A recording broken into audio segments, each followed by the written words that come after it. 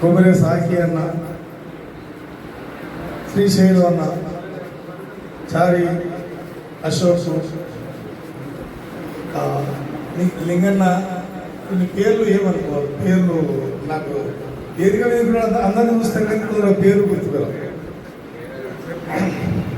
ఇవాళ ఇంతమందిని విచారంలో ఉన్నామంటే ఈ భారతదేశమే ఒక్క తెలంగాణ కవిగా, ఒక తెలంగాణ గాయకుడిగా నాగన్నని అంతర్జాతీయ గాయకుడు పాటియార్ రాసినటువంటి పాటల్ని ఆకలి మంటల మలమలమాడే అనాథలందరూ లేవండవి హింసారతిని సహించలేక ఈసడించినది ఎల్ల ధర్మం అని పాట పాడినటువంటి అంతర్జాతీయ గాయకుడు నాగన్న. ఆ నాగన్న వేలాది పాటల్ని, వందలాది పాటలు రాశాడు, వేలాది పాటలు పాడాడు. ఆ వేలాది పాటలు నాగన్న పాడిన పాటలలో ఏ ఒక్కటి కూడా దీన్ని ఇది ఓ మాస్టర్గా ఉంది, దీన్ని పక్క పెడతాం అనేది లేదు ఆయన గొంతులోంచి వచ్చిన తర్వాత. ఉదాహరణకు చెప్పాలంటే అంగడి చెన్నయ్య రాసింది ఒకటే ఒక పాట. ఆయన ఉద్యమ నాయకుడు, ఆయన రచయిత కాదు. అయితే ఒక్కొక్కసారి బాగా అయితే అప్పుడప్పుడు ఉద్యమకారులు నాయకులు ఏం చేస్తారంటే వాళ్ళ ముందు వ్యాసాలు రాసే జ్ఞానం ఉన్నవాళ్ళు, ఉపన్యాసాలు చెప్పే జ్ఞానవంతులు ఏం చేస్తారు అప్పుడప్పుడు అంటే అమరవీరులు మరణించిన చోట కొంచెం ఎక్కువ పెట్టాలి, మనం ఎక్కువ మనకి కూడా పోతే ఎక్కువ మాట్లాడాలి. అయితే వారు కూడా అప్పుడప్పుడు రాయడానికి ప్రయత్నం చేస్తూ ఉంటారు. అట్లా మాదన్న పాటలు రాసేవారు, గోవర్ధన కూడా పాటలు రాసేవారు. ఇట్లా పాటలు రాసినప్పుడు క్రమంలో అంగడి చెన్నయ్య పాట రాస్తే రామారావు చెప్పిండు అసలు పాట కాదు, ట్యూన్ కాదు, ఏదో ఆయన ఒక ఎవరు రామనరసాయి మీద నా ప్రేమతో పాట తీసుకుని వస్తే రామారావు దాన్ని ట్యూన్ చేస్తే దాన్ని రాగాన్ని అల్లితే, రామారావు రాగం దానికి రాగాన్ని అల్లితే నాగన్న గానం చేసింది. అది ఒక పువ్వుల్ని మనం పిచ్చి పిచ్చిగా పడిస్తే అదొక ముద్దలుగా ఆడికి ఉంటుంది, కానీ దాని మాలలు అందంగా ఉంటుంది.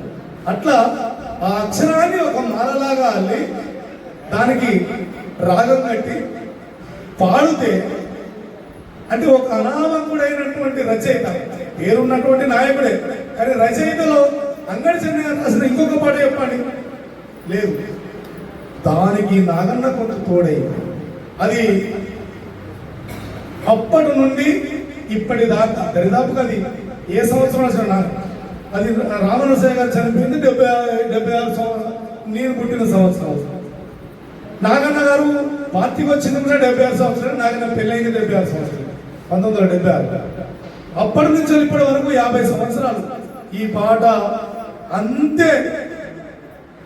దాన్ని ఏమంటారు, వాడిపోకుండా నిరంతరంగా ఒక అమరవీరుని త్యాగం వికసిస్తూనే ఉన్నది. నాగన్న ఎక్కడ గుర్తు అందరూ చిట్టీలు రాసి నాగన్నని ఏ వేదిక CPI ML new democracy party ఎప్పుడు ఆవిర్భవించిందో, అంతకుముందు అది ఉమ్మడి ఎంఎల్ పార్టీగా ఎప్పటి నుంచి రామనరసాయి గారు మరణించడు, నాగన్న వాడు కూర్చుండు, అప్పటి నుంచి ఇప్పటిదాకా కూడా దాన్ని పోలీసు వాళ్ళు కూడా చాలా ఇష్టంగా వినేటువంటి పాట.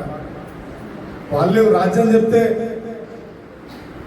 మన మీద దాడులు చేసి చంపేస్తే తప్ప వ్యక్తిగతంగా మనకు వాళ్ళకి గొడవలు లేవు, మనకు పగదారు కదా. మన పిల్లలే పోలీసు వాళ్ళు, మన అన్నలే పోలీసు వాళ్ళు, మన వర్గానికి పోలీసు వాళ్ళు కూడా మన పాటల్ని చాలా ఇష్టపడే వాళ్ళు కూడా.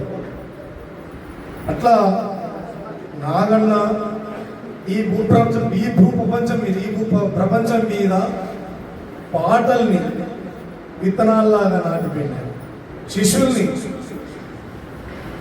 శిష్యుల్ని కూడా చాలా అద్భుతమైన శిష్యులు తయారు చేశారు.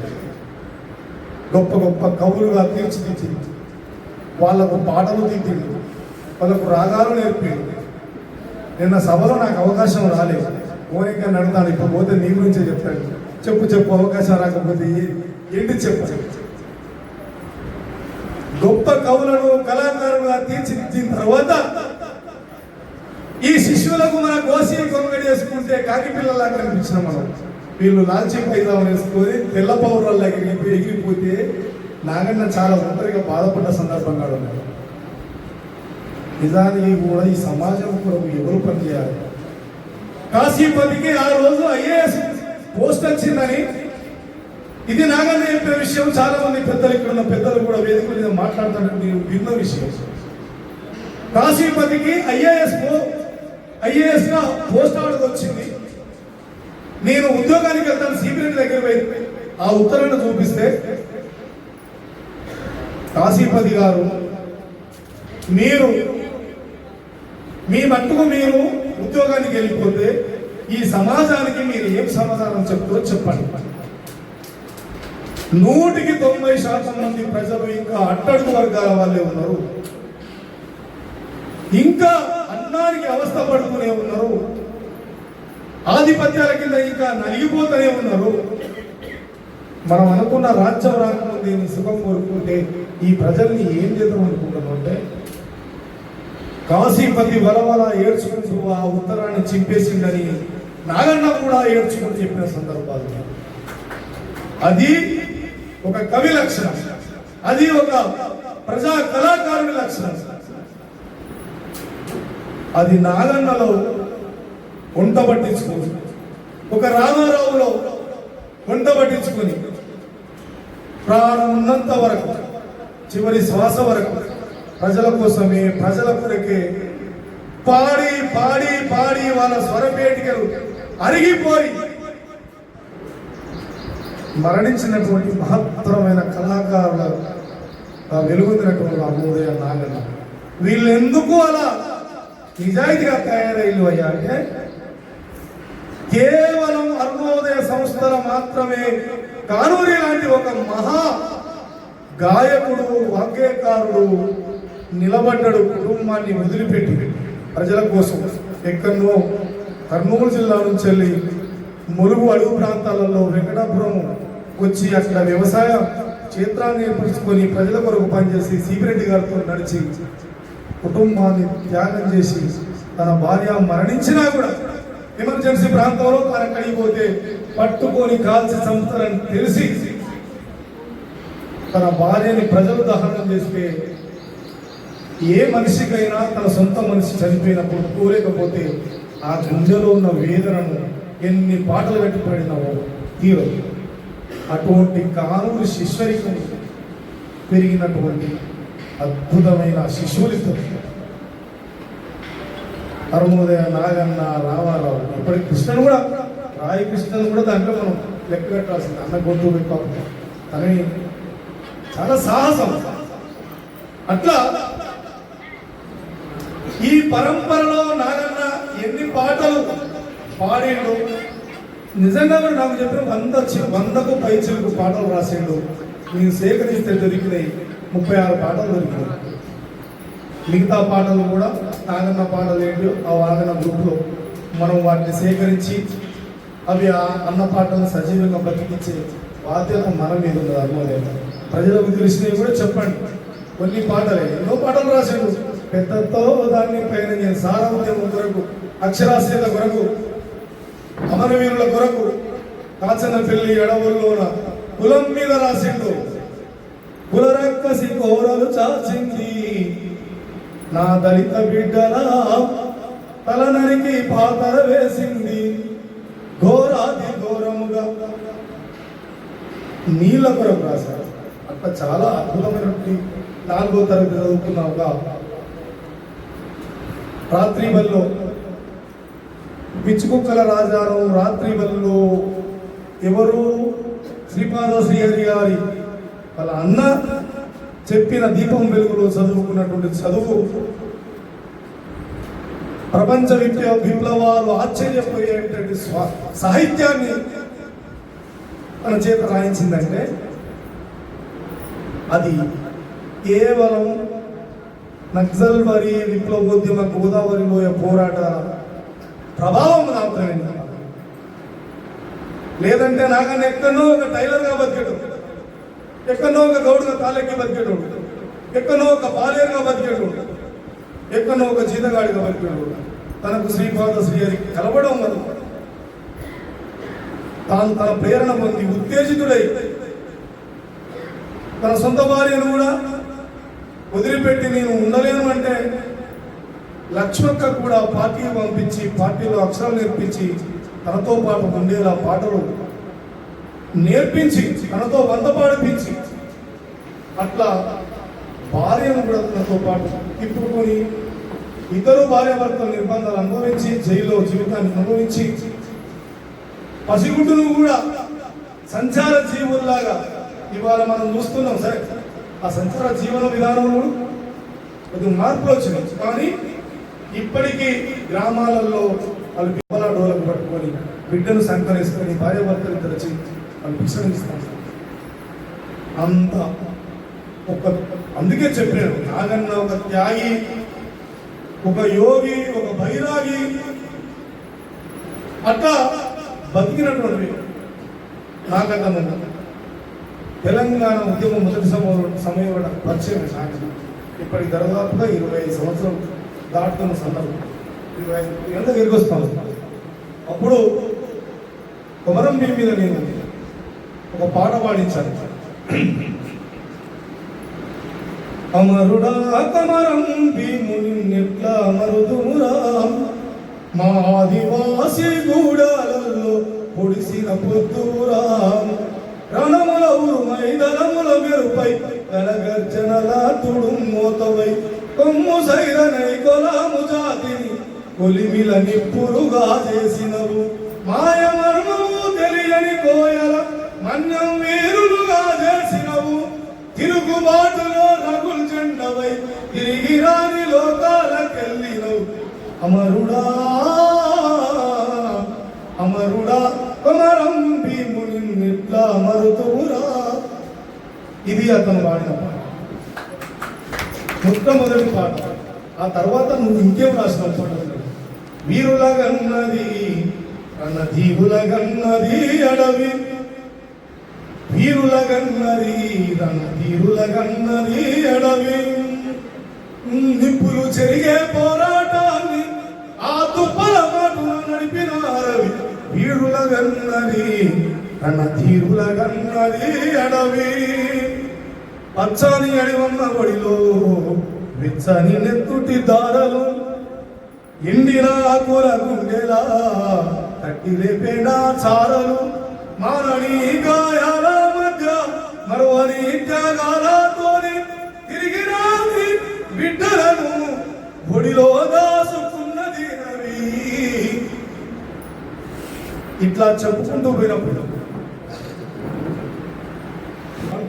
అని చెప్పినప్పుడు కందిపప్పు నేను మందలి అవసరము లేదు, జర్ర చెప్పు ఎవరింట్లో పుట్టి పెరిగినావు, అప్పు చేసి పప్పు కూడు తిందామంటే నిన్ను ముట్టుకుంటే నిప్పై మండావు, పప్పు జర్ర చెప్పు కందిపప్పు నేను మందలి అవసరము లేదో. ఈ పాటతో నేను రాయించిన పాట, తను నాతో రాయించిన పాట రాయగలుగుతాడులే అన్నాడు. ఆ నమ్మకం ఏర్పడిన తర్వాత నన్ను యోచన నా చెయ్యి పట్టుకున్నాను. నాగన్న నా చెయ్యి పట్టుకున్న అప్పటి నుండి ఇప్పటి వరకు నాగన్న నా చెయ్యి వదిలేదు, నేను నాగన్న వదిలిపెట్టలేదు.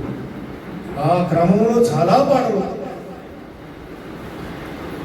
పైలా వాసుదేవరావు గురించి మొదలు పెడితే నిన్నటి లింగన్న దానిగా ఎన్నో పాటలు నాగన్న పాడినప్పుడల్లా తన అనుభవాలని, పార్టీ సిద్ధాంతాలని, పార్టీలో ఉన్న నాయకుల వ్యక్తిత్వాలని, అమరులైనటువంటి వాళ్ళ కుటుంబాలని, వాళ్ళ చరిత్రల్ని ఇవన్నీ కూడా నూరిపోస్తూ ఉంటాయి. మనుషులు చాలా సౌమ్యులు, సమాజంలో ఆర్థికంగా వెనుకబడ్డ సమాజాలు చాలా దుర్భరమైన జీవితాలు అనుభవిస్తున్నాయి. పాట ఎందుకు రాయాలో తెలియాలి, పాట ఎవరి కొరకు రాయాలో తెలియాలి, పాట ఏ వర్గ ప్రయోజనం ఆశించాలో తెలియాలో నాగన్న పదే పదే చెప్పాడు. నిజంగా కూడా నేను చెప్తే నాగన్న ఏ సందర్భానికైనా నాగన్నది చాలా అమ్మ మనసు. ఎవరి గురించి త్యాగాలు చేసిన వారి గురించి చెప్పినప్పుడు వరవల ఏడ్చేది. ఆయన ఎవరు? భక్తుల వెంకటేశ్వరరావు.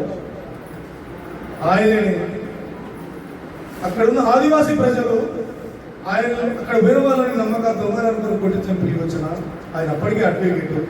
వాళ్ళ చెల్లె వాళ్ళంతా కుటుంబం చిన్నాభిన్నం అయిపోయింది. వాళ్ళ చెల్లె ఏడ్చుకుంటా మా అన్నుండే బాగుందని చెప్పినప్పుడు నాగన్న కూడా అంత గొడవ ఏడ్చింది.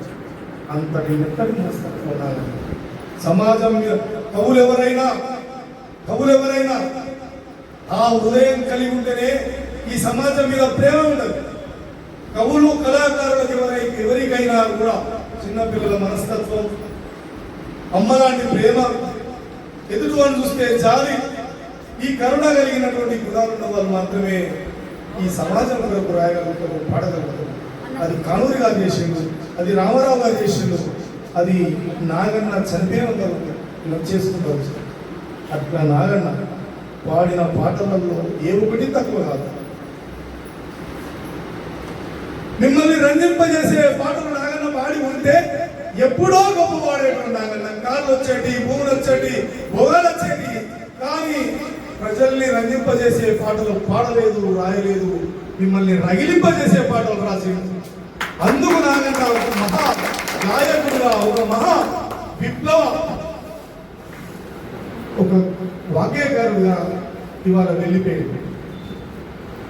పార్టీలన్నీ పతనమవుతున్న వేళ కూడా పాట ఒక్కటే పతాక స్థాయిలో ప్రశ్నించే ఆయుధమై నిలబడ్డది. అది కళాకారుల గొప్పతనం, అది విప్లవకుల గొప్పతనం, అది నాగన్న గొప్పతనం, అది రామారావుల గొప్పతనం, అది ఒక కానూరి గొప్పతనం, ఒక చరవణరాజు గొప్పతనం, ఆదివర్ల కైలాసం వెంకటరామ సత్యం లాంటి వాళ్ళు, పాదిగ్రహి సుబ్బా లాంటి వాళ్ళు రాసి వదిలిపెట్టిపోయినటువంటి ఒక సాహిత్యమే ఇవాళ ఈ ప్రపంచాన్ని కదిలించింది, స్వేచ్ఛ కొరకు పోరాడింది. నాగన్న పిచ్చోడు, నాగన్న కాలం తెలివి లేదా? నాగన్న ఏమైనా పిచ్చోడు వాడు? ఎన్ని భరించిండు నాకు, ఆకలిని భరించిండు, నిద్రల్ని భరించిండు, ఇల్లు లేని ధనాన్ని భరించిండు, పిల్లల ఆకలి కూడా భరించిండు. అతను నాగన్న నువ్వు పిచ్చోడు అంటే ఈ దేశం 23 సంవత్సరాలకు భగత్ సింగ్, మహాత్మా గాంధీ చేసే నాటకాలతో ఈ దేశానికి స్వాతంత్రం రాలేదు. త్యాగాల వల్ల, ప్రాణం అర్పించడం వల్ల వచ్చింది, త్యాగం చేయడం వల్ల వచ్చింది, గానం చేయడం వల్ల వచ్చింది. మౌఖిక సాహిత్యం ఉంచాలి. ఈ దేశ సంస్కృతిని, సంప్రదాయాల్ని, విప్లవ వారసత్వాన్ని ఒకరి నుంచి ఒకరు వారసత్వంగా పాట ద్వారా నిలబెట్టుకుంటూ వచ్చింది. ఆ మౌఖిక సాహిత్యం కాస్త ఇవాళ లిఖిత సాహిత్యంగా వచ్చింది. గ్రంథాలు ఉన్నాయి, రాయబడి ఉన్నాయి. రేపటి చరిత్రలో ముందు తరాలకు అందజేసే స్థితిగతులు వచ్చింది. నాగన్నను పాడాలి, జీవితాంతం పాడాలి. నాగన్న బతుకున్నంత వరకు వేలాది అమరవీరులను గోదావరిలోయే తన గొంతులో పోటెత్తి ఉరకలేసి దేవున్నట్టుగా పాటించారు. అక్కడ పాడిన రక్తమంతా నాగన్న గొంతులో రాగా పైల వాద్యం నుంచి మొదలుకుంటే యానల మల్లారెడ్డి పాట,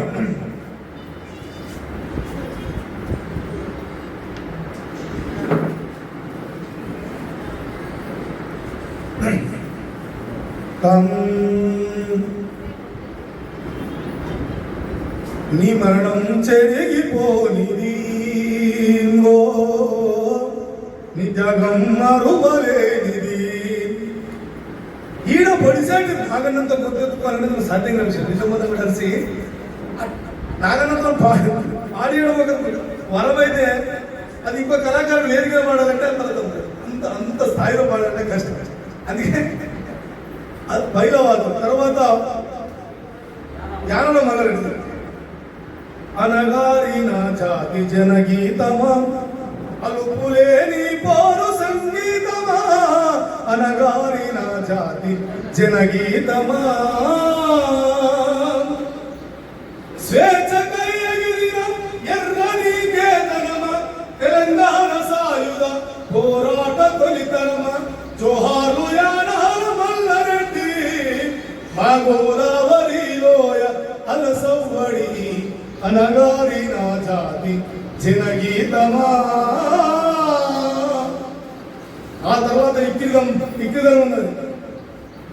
దిక్కుతో చక్కున్నది పచ్చని అడివమ్మ ఉక్కిరి బిక్కిరవుతుంది నువ్వు నడిసిన కొండ కోన ఇక్కిరి గమన్నా తూర్పు దిక్కువు నీవన్నా ఒక్కిలైన పిల్ల బతుకుల్ని పోగేసి పోరాడిన శక్తివి నీవన్నా.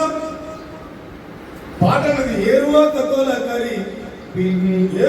తోలకరి పులిసేటి చెరుకులా ఏటి మీద సాగిపోయే నావనడకరా అమ్ముకు నమ్మపులను చీల్చేటి మెరుపులా వేల గొంతులొక్కటే గర్జించే అరుపులా నడిసిండు మాట నచ్చని మాట జనదాతలయ్యింది అన్న అడుగుల వెంట ఏలో ఏలేలో ఏలేలో ఏలో ఏలో ఏలేలో ఏలో గోదారిలో ఏలో. ఈ ఏలో ఏలో అనే పదం అంటే ఈ ఉక్కులేదు బాగుండి తెలిసిన ఎప్పుడు మరి ఇలా పెట్టేప్పుడు విప్లవ పదాలు కదా జానపద వెళ్ళిపోతున్నారు. ఏం లేదంట బాగుంటుంది ఇబ్బంది ఏంటి కొన్నిట్లలో నాగన్నకున్న కమిట్మెంట్ ఏంటంటే ముందు కొడుక కొమరం భీమని పాడిన పాట. అయితే అంత పెద్ద ఒక విప్లవ యోధిని ఆదివాసీ యోధిని ఆ తర్వాత మనం కొడుక అని చెప్తే బాగుంది అనుకుంటుంది. మళ్ళీ అమరుడు అని చెప్తాం అనే ఆలోచన చేసిన తర్వాత నాగన్నని ఖమ్మం నుంచి వరంగల్కు హైదరాబాద్కు రావాలంటే దూరం కదా. ఆ పదవొక్కడి మారవాలని చెప్పినప్పుడు నాగన్న ఒక బుద్ధం కొరకు కష్టపడకుండా మళ్ళీ వెనకకొచ్చి పాడి సమాజానికి మనం పాడే పాటలలో ఏ తప్పు దొరికినా వాటిని మళ్ళీ మనం పుడవలేము అని చెప్పి ఆ ఎంత దూరమైనా పాట కొరకు ప్రయాణించి ఎంత దూరమైనా ఒకవేళ చిన్న మిస్టేక్ నా వైపు వాటి సరిదిద్దడానికి వచ్చే ఆ ఓపిక కలిగి మనిషి అట్లా నాగన్నతో ప్రయాణం చేసుకొస్తున్నాం. మదన్న కుటుంబముల పోడు భూముల దానికి సంబంధించి పాటలు రాయాలని చెప్పి మదన్న క్యాసెట్ ఇస్తున్నాము. మదన్న కల్పించినట్టు నాగన్న అప్పుడు కూడా చెప్పేసి అన్ని పాటలు వచ్చినాయి. చాలా చాలా మంది అనుదానం చేస్తున్నారు. కానీ నేల కొరకు సరిగా రక్తపాతము ఉన్న మనం ప్రకృతి పరమైనటువంటి ఈ భూమిని నిజంగా కూడా గతితార్కిక భౌతికవాదం మనకు చెప్పే ఉంటుంది మన పార్టీ నుంచి రాజకీయ క్లాసులో. భూమి ముందు పుట్టింది కదా, భూమి పుట్టిన దాన్ని మా భూమి మీద జీవజాలం అంతా ఏర్పడ్డది. మరి ఈ భూమి మీద ఏ జీవికి హక్కు ఉన్నది, ఎవరు పట్టుకొని వచ్చారనేది కమ్యూనిస్ట్ మూల సూత్రం. దుర్యమానికి భూమి కావాలనేది. అందుకే ఆ పోరాటం భూమి కొంతమందికైనా కేంద్రీకృతమై ఉన్నదనేది మన ఆలోచన, ఆ వైపునే మన పోరాటం. అందుకే నేల కొరకు జరిగే రక్తపాతము ఎందరో తమ ప్రాణాలను చేసిన బలిదానము అది సాయుధ రైతాంగ పోరాటము గోదావరి లోయ చెరగాటము దున్నేవానికి భూమి నినాదము ఎత్తుకున్నది అన్న పతాకము వేల మంది తలలు నేల నాలుతున్న విత్తనాలై మన కెత్తిరి యోధులు ఆయుధాలనెత్తి పట్టిరి ఎడవులు పురాడి వచ్చి పోడు భూములు ఇంకా మనం భూమి కొరకే కొట్టాడవలసిన స్థితిలో ఉన్నాం. దక్కలేదనే పోరాటంలో ఉన్నాం మనం. అట్లా అక్కడి నుంచి ఎన్నో పాటలు నిజంగా నాగన్న ప్రతి సంస్మరణ సభకు వెళ్ళి పాడి ఎరసి ఇదంతా వాస్తవం గొంతు కూడా పోయింది.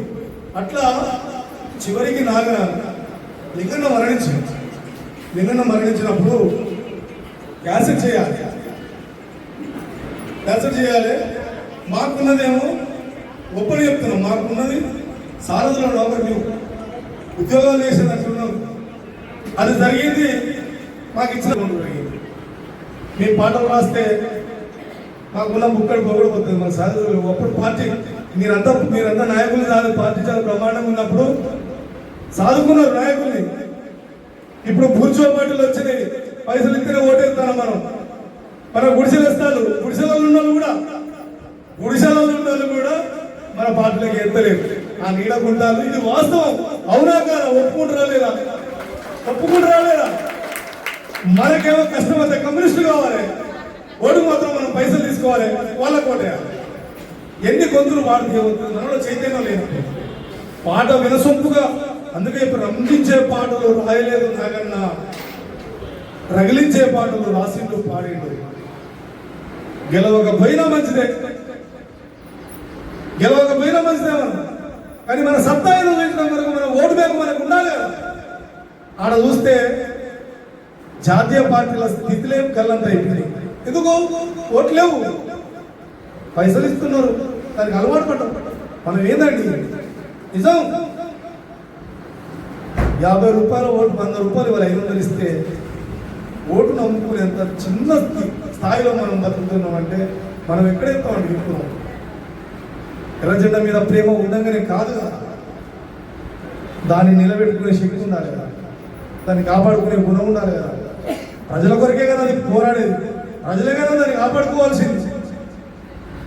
ఇలాంటి లింగన్నలు, నాగన్నలు, రామారావులు, ఎల్లన్నలు, దొరన్నలు ఎంతమంది మన కొరకు మరణించినా కూడా మన బతుకులు మారు చైతన్యం కాపాడుకున్నారు.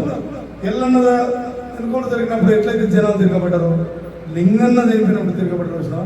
అది మీ గొప్పతనం, అది మీలో చైతన్యం, అది నింపిల్లు మీరు సాధించిల్లు, మీరు ఆ గుండె ఉన్నది. దాన్ని ఇక్కడ ఇవాళ సంక్షోభం ఉండొచ్చు పార్టీకి, ఇవాళ సంక్షోభం. పారిస్ కమ్యూనిజం, ప్యారిస్లో మొట్టమొదటిసారి కమ్యూనిస్ట్ పార్టీ ఏర్పడితే చారు చక్రవర్తులను ఓడించి ప్యారిస్లో 72 రోజులు మాత్రమే పరిపాలన ఉంది అక్కడ. కానీ ప్రపంచం అంతా నిమ్మలపోయేటువంటి పథకాలు తీసుకొని అక్కడ పెట్టింది. సమానత్వం అందరికీ, సమాన భూమి అందరికీ, సమాన హక్కు అందరికీ, ఆడవాళ్లకు మగవాళ్లకు తేడా లేకుండా పరిపాలించింది. మళ్ళీ జారులు వచ్చుకోలేదు. ఒక గోడలు మూకుమ్మడిగా పొందబెట్టి 100,000 అటువంటి క్రైసిస్, అటువంటి సంక్షోభాన్ని కమ్యూనిస్ట్ పార్టీ ప్రత్యేక మళ్ళీ ఏదో ఒక రోజు ఇంతకంటే ఒక దేశం మన పడ్డ అప్పు కొరకు ఇంకో దేశం మన మీద దాడి చేసినప్పుడు ఇదంతా వద్దు, కేవలం ప్రాణాలుంటే చాలనుకునే రోజు వస్తేనే ఆ రోజైనా మళ్ళీ కమ్యూనిస్ట్ వస్తుంది, ఆ విజయాన్ని కూడా కమ్యూనిజం సాధిస్తుంది. కమ్యూనిజం యాడికి పోదు. అది చివరిగా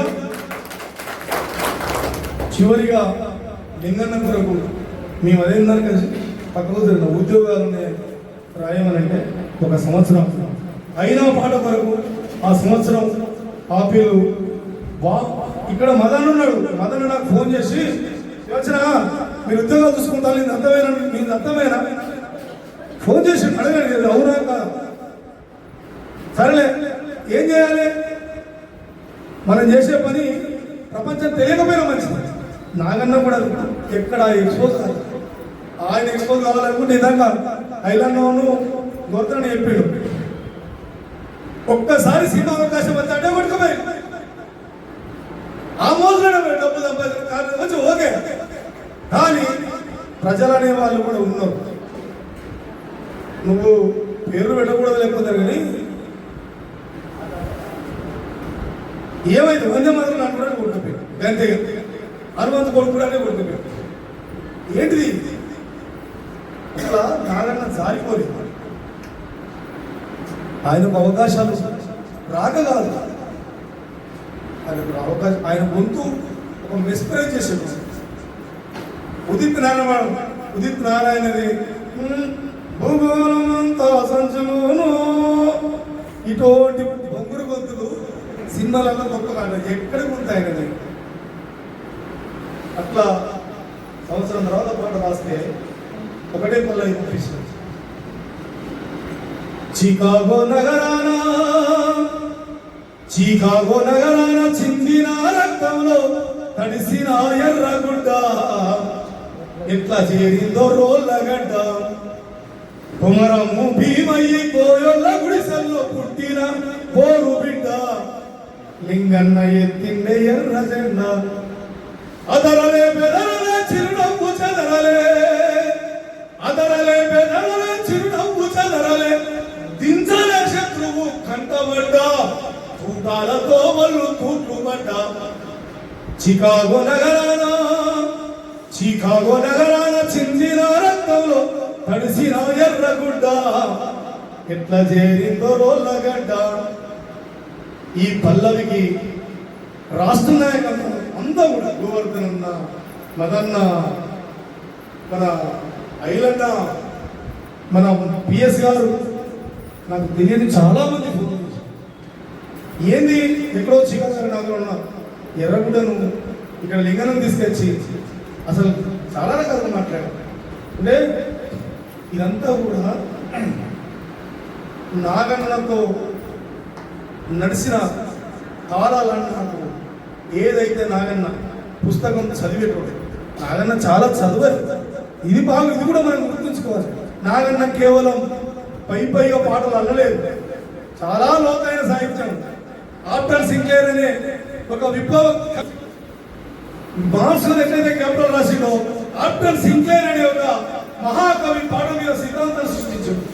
అటువంటి సింక్లేర్ నాగన్న ఆయన చదివిన పుస్తకాలు ఇచ్చటో, చదివించటం, చదివిన తర్వాత మళ్ళీ చెప్పమన్నట్టు. అట్లా అది నాగన్న, రామారావు అన్న గొప్పతనం. ఆయన వాళ్ళ మంచి స్నేహం. నువ్వు గొంతెత్తితే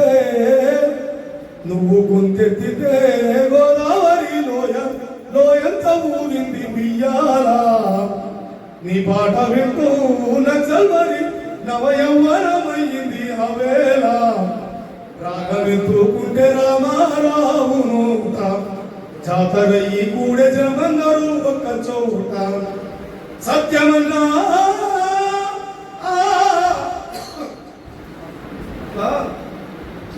నిలబడు నాయన చనిపోయిన రోజే పోయింది అబ్బా కురడం వల్ల. అయితే రామారావన్న మీద పాట రాసినప్పుడు రామారావన్న వింటే ఎంత సంతోషించడు అని ఒక సందర్భంలో నాతో అన్నాడు, ఇంత మంచి పాటను రామారావన్న ఎందరికో పాటలు రాసి రామారావన్న వింటే బాగుండు, ఎంత ఆనందించడు కదండి. ఆ చిన్న అంశం పట్టుకొని నాగన్న విజ్ఞత్వం జీవితం మీద పాట రాయాలని ఆలోచన వచ్చింది. ఈ పాట విని సుద్దాల అశోక్ చేశారు. నాగన్నకు పెద్ద సభ పెట్టి మా నాయన సుద్దాలను అవార్డు ఇవ్వాలని యోచన. ఈ పాట విన్న నేను నాగన్న అంత గొప్పడా, నిజమేనా మీరు రాసింది ఏమన్నా అత్యశక్తి ఉన్నాయంటే, నాగన్న గురించి రాసింది నేను చాలా తక్కువ. ఒక పాటలో ఆయన జీవితాన్ని, ఒక వ్యక్తి జీవితాన్ని అసలు చెప్పలేము. అంతకంటే చాలా గొప్పవాడు, కమిట్మెంట్ కలిగినోడు, నిరాడంబరుడు, నిజాయితీపరుడు. ఎవరిని అడిగినా కూడా చెప్తానంటే నేను పొరపాటు చేసిన, నేను ఎప్పుడో ఇవ్వాల్సి ఉండదు, తనకంటే చిన్న వాళ్ళకి ఇచ్చిన అని చెప్పి బాధపడి ఆయనకు పోయినసారి సుద్దాల హనుమంతు జాతీయ పురస్కార అవార్డును నాగన్నకు ప్రదానం చేశారు. ఒక ఈ పాట విని అట్లా నాగన్న ఎవరెవరో చిన్న చిన్న వాళ్ళు 30 ఏళ్ళ పాటల ప్రస్థానంలో నాది 25 సంవత్సరాలు సిల్వర్ జూబ్లీని పెట్టుకున్నాడే. నాగన్న ఏంటిది కానో తాత వాళ్ళు పెట్టిండు పాటతో. మరి నాగన్న ఏంటిది రామరావు మనం పెట్టలేకపోయాము. మరి నాగన్న కన్నా చేయాలి కదా. అంటే ఆయన కూడా ఒప్పుకుంటాడు కదా, పార్టీ విధానాలలో ఇవి లేవు ఇది మన వద్దు, అవార్డులతో శాల్వాలతో చెప్తుంది. కానీ ప్రపంచానికి తెలియాలి ఏదో ఒకటి. ప్రపంచం మారుతుంది, ఇప్పుడంతా మీడియా ప్రపంచం అయిపోయింది, సైబర్ ప్రపంచం అయిపోయింది అని ఒప్పించి మెప్పించి ద్రావిడ కళా బహుజన సంస్థ ద్వారా ఆయన ఒక సభ పెట్టింది. ఆ తర్వాత నా భాస్కర్ అన్న వాళ్ళు మళ్ళీ ఆయన సాహిత్యం పెడితే ఏముంటుంది. నాగన్న జీవితం పర్సనల్గా అతన్ని ఏమి లేదు. ఆయన జీవితం వేరు, అరుణోదయ వేరు, ఆయన జీవితం వేరు, గోదావరిలో వేరు, ఆయన జీవితం వేరు, ఎంఎల్ పార్టీ ప్రజాబంధం వేరు కాదు. అన్నీ నాగన్న గురించి మాట్లాడుతాను అంటేనే కమ్యూనిస్టు పార్టీల గురించి మాట్లాడడం, నక్సల్బరీ గురించి మాట్లాడడం, అమరవీరుల గురించి మాట్లాడడం, గోదావరి గురించి మాట్లాడడం, అరుణోదయ గురించి మాట్లాడడం తప్ప తనకంటూ వ్యక్తిగత జీవితం యాడున్నాడు. వ్యక్తిగత జీవితం లేకుండా బతికినట్టు. అట్లా అప్పుడు ఆయన మీద రాసిన పాట, కమ్మము కవలమ్మ కడుపున పుట్టినాడు యోగిలా, కమ్మము కవలమ్మ కడుపున పుట్టినాడు యోగిలా, ఖండమును ఖడ్గాని చేసి నడిచెను బైరాగిలా, జనము కొరకే తను ఉదార పోసినాడొక త్యాగిలా, తనకు తానే తానే తగలబడుతూ వెలిగినాడొక భోగిలా నాగన్నాని గొంతులో గోదారిలోయా.